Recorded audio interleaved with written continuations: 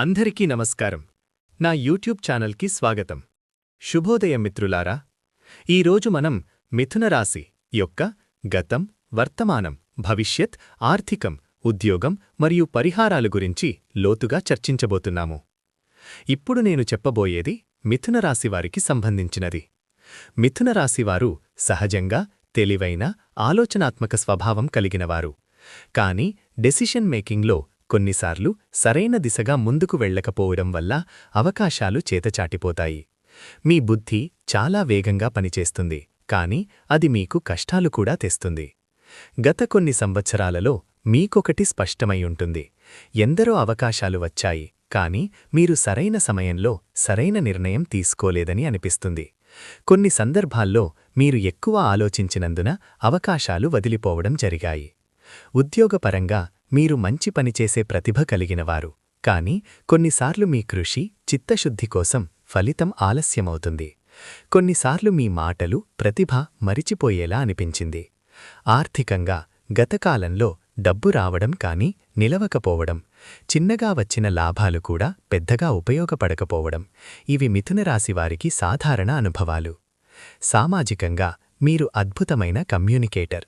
అందుకే మీరు స్నేహాలు, సంబంధాలను సులభంగా ఏర్పరచగలరు. కానీ నిజాయితీపై అనవసరంగా ఎక్కువ ఆధారపడటం కొన్నిసార్లు నిరాశ కలిగిస్తుంది. ఇప్పుడు వర్తమానానికి వస్తే మిథున రాశివారి జీవితంలో ఒక కొత్త దశ మొదలైంది.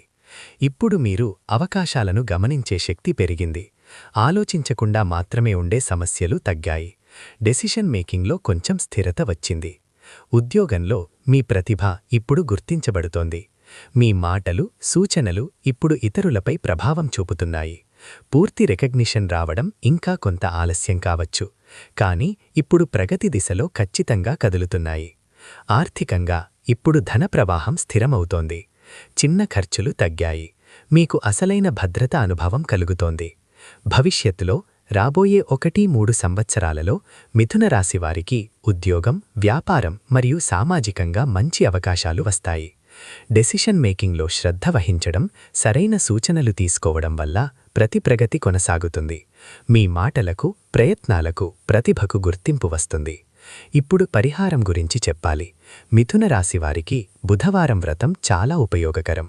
ప్రతి బుధవారం ఉదయం స్నానం చేసి నీలం లేదా ఆకుపచ్చ వస్త్రం ధరించి విష్ణు సహస్రనామం లేదా ఏకపండు విఘ్నేశ్వర స్తోత్రం చదవడం లేదా వినడం. దీన్ని కనీసం 9 బుధవారాలు కొనసాగించాలి.